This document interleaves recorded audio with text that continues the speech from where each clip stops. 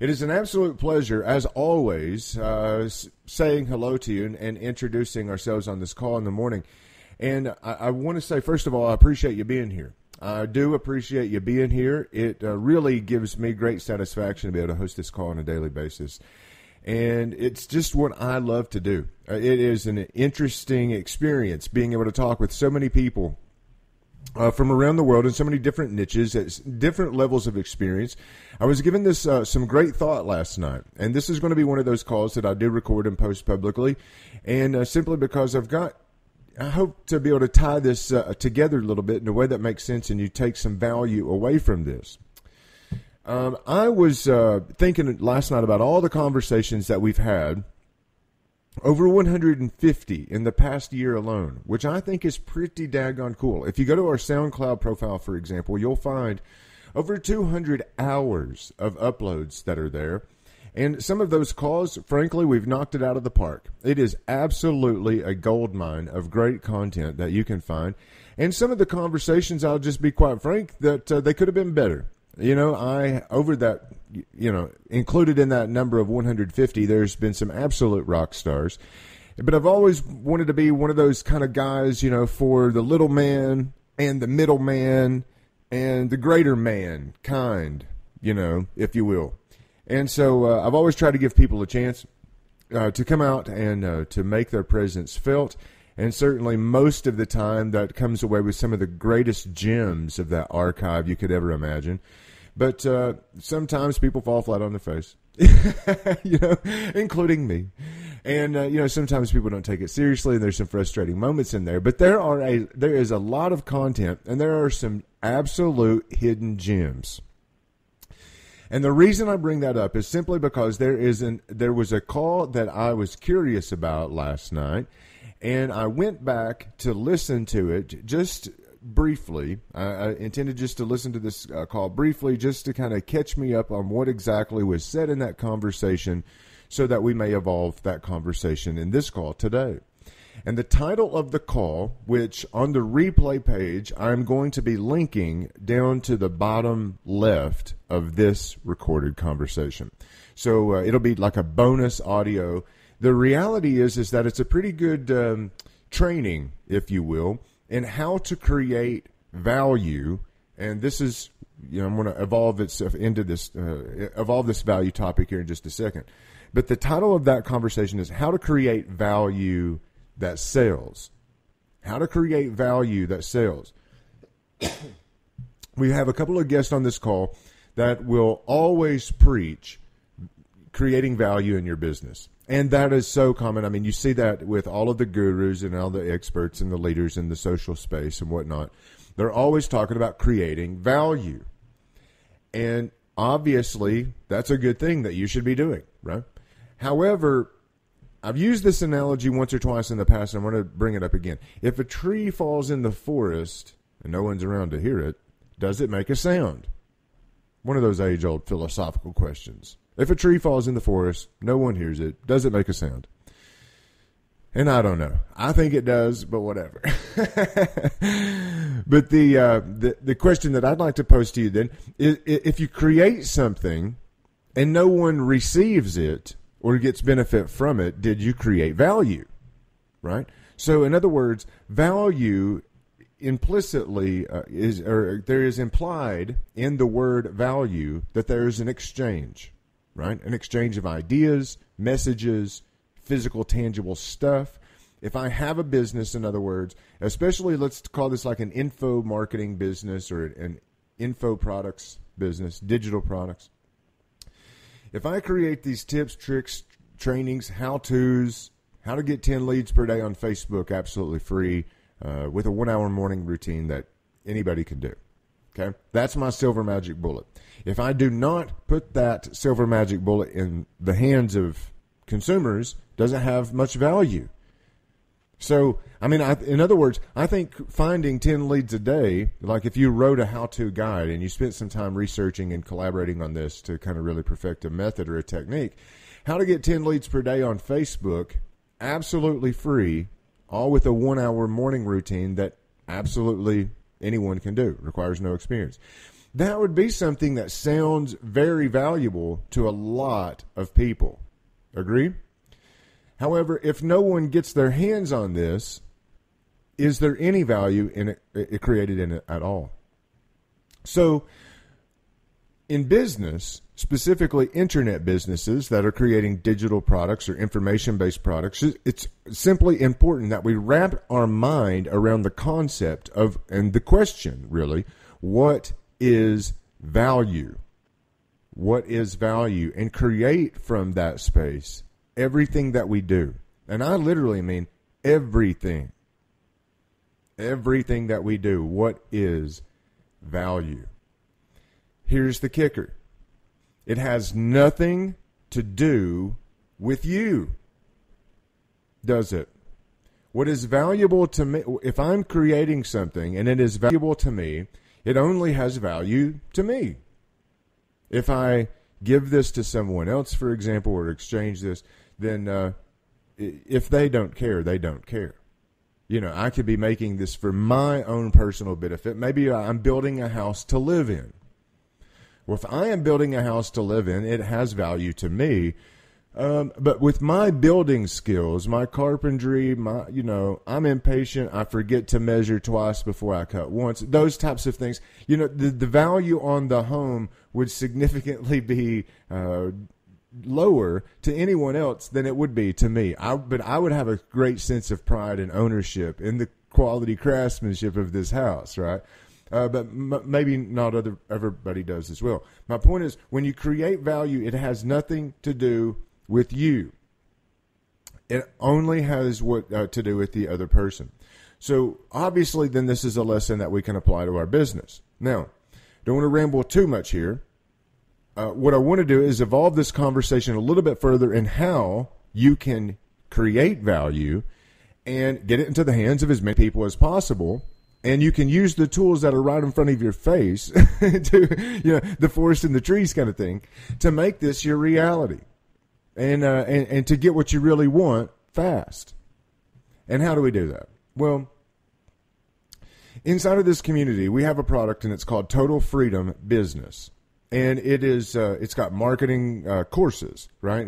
Like 9-part marketing courses on how to create a video sales letter, video copywriting, even hybrid methods for video marketing. There's how to create a podcast, and from the getting it a name to getting an intro, introduction made, and an outro, and audio editing, and all of this other stuff. It's all included. Even how to get it, submit it and get it disseminated on iTunes. How to create webinars, high converting webinars where you sell your stuff, where you come from a position of authority, you kind of tapping and closing in on your angle that you're going to take with the audience that you're speaking with. I mean, all of these video courses are already inside of the product of Total Freedom Business, and it's for $98, right? One time. Nothing. Bear with me. Let me get a drink of my rocket fuel. So when we're creating value that sells with around our products and services, the information. Let me say, how do I want to put this? In our business, when we're taking it out there, it really comes down to some simple stuff, right? In order to create value that sells, we have to have a good, solid message that is positioned to our market, not coming from our altruistic, higher level self. It is still all about them, and we've got to meet them where they're at, in their frame of reference, in their life experiences, and all this other type of stuff. It is only about them. Remember, we are compassionate warriors. We meet with our people in their lowest points, and we voluntarily walk through their pains and problems with them together. Well, when we're doing this, we create with value that sells. I mean, we really put a sharp point on this little stick, and we're kind of poking them with it. Poking them with the value stick, just to kind of, get right in that little side to where it makes them react. Gets their attention, doesn't it? And we create this value with their frame of reference using these techniques, these marketing techniques or these skill sets that people have always wanted to learn, using the product of Total Freedom Business. So then what we're left with is our monetization strategies. knowing your numbers. I bring all of this up simply because, look, I'm not looking for disciples. And I think most people listening to my voice know this. I'm not looking for followers, not looking for devotees, none of that. If there's one thing that I'm most passionate about, it is seeing other people, you, taking an idea that you might not even have really kind of honed in on yet, but taking an idea and turning it into all of the mechanical parts that go into a business that you create online, and you put all of these mechanical moving parts together into something very fluid, and it just flows naturally, and you put it out to the universe, and people will say, wow, that is a great idea. Do you have any more? And then you'll say, yes, I have plenty of more of good ideas. Would you like some? And then you create these valuable solutions, right? And then you just say, here you go. And it's pretty much that easy. So what I say is, when we create valuable products and services from their way of thinking, we use the appropriate distribution channels to put all this together. And then we come around with a monetization strategy for our business that makes sense for both our customers and for us. It's a win-win, right? We're making the type of money that our business deserves to make as a professional, and they're getting a great deal on the solutions that changes the trajectory of their life forever.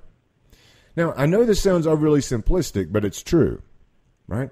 Creating an online business and developing your own personal brand, your own space, your own, whether it's, I don't want to say creating your own legacy or your identity rather, because that's kind of a harsh word, but it's going to say, it's answering the question, who am I? Who am I? And this is a very profound, age-old question, just like the question of what is value. Okay? There's the utilitarian value, the incentive value. I mean, this question, what is value? Economists have struggled with that question for a long, long time. And the question, who am I, is a question that's kind of puzzled all the philosophers for 15,000 years. Who am I? Well, whenever we're creating a business from this particular space, it becomes self-expressive. It becomes our baby. And I really believe that if we do this right, your business as a creative, self-expressive entrepreneur that solves problems, your business cannot but be an extension of your identity, answering the question, who am I? And I believe that it opens up the doorway for, like, whenever our life on this great planet expires, right, and we pass on to the other side, you can have it written on your epitaph where it says, this man provided value to millions of people.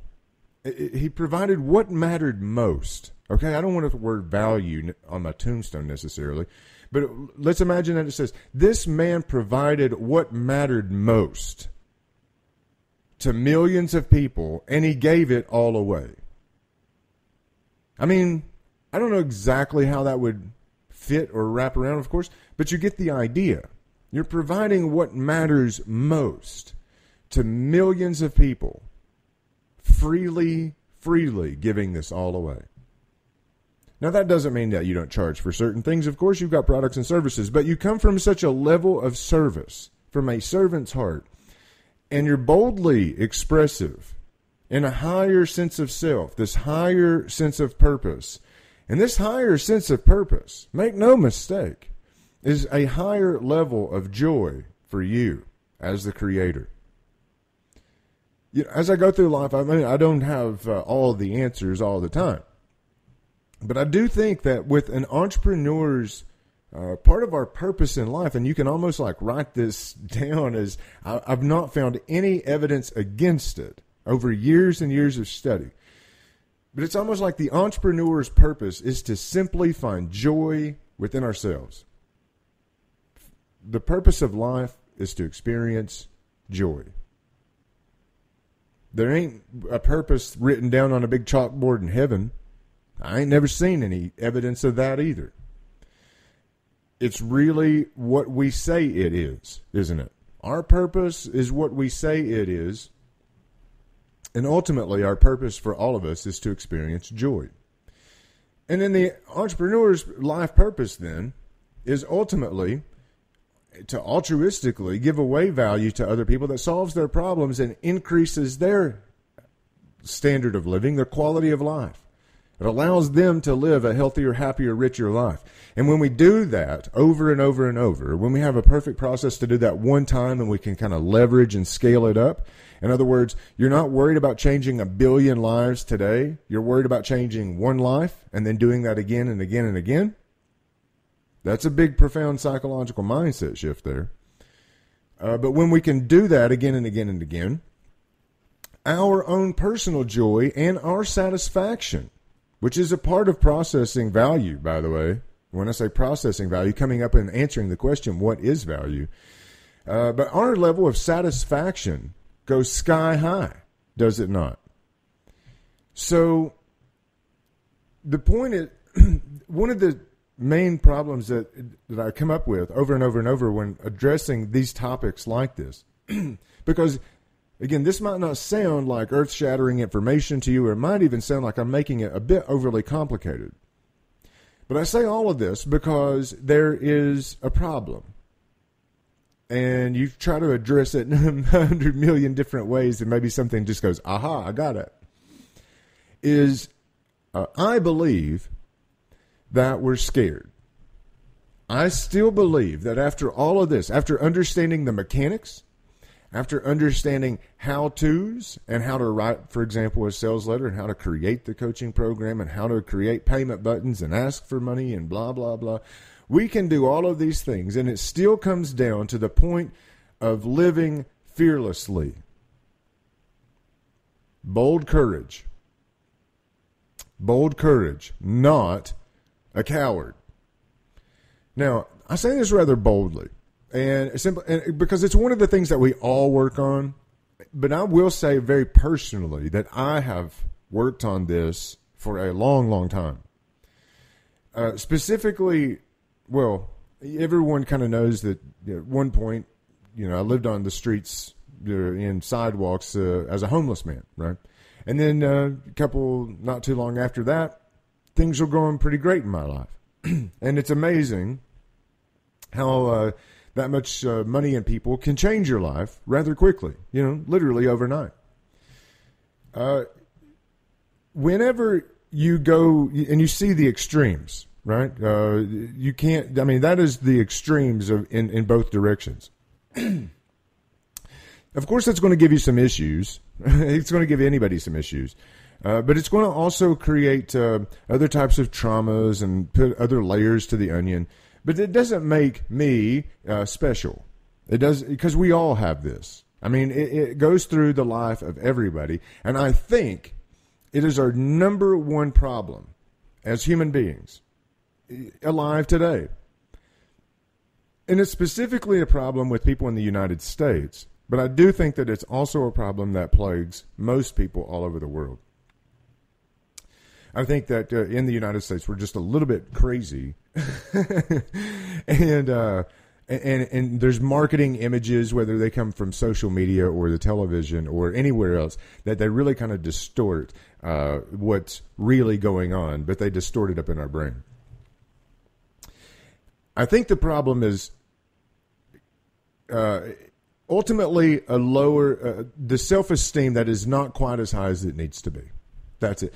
And it translates into our business into self-sabotage. And it translates into false evidence appearing real. And I want to try to explain in the limited time that we have left what I feel is going on here. And it really comes down to self-preservation. This is the number one survival instinct in our brain that we've got going on. Self-preservation, we just want to we want to stay comfortable and in the status quo, not putting ourselves out there or not doing too many things too differently, because that would create this perturbation, right? This uncomfortable feeling in our life. And we can deal with being uncomfortable for just a little bit, but when it comes to running a business for 1 year, 2 years, 5 years, 20 years, we really can't see the outcome of that. All we feel is the experience of pain going on and on and on and on and on. And we don't want that. So we have a problem. We're in a conundrum as an entrepreneur, aren't we? If we're trying to create value, we know the mechanics, or we can at least acquire the skill sets. We can figure that stuff out at least. So why aren't we doing this? And I believe it's because we're not living fearlessly. We're not living boldly or courageously. And ultimately, it's because we're not being aligned with our purpose, which is joy. Especially for the entrepreneur, the purpose of life is just to experience joy. No more, no less. You get the point. So why are then we not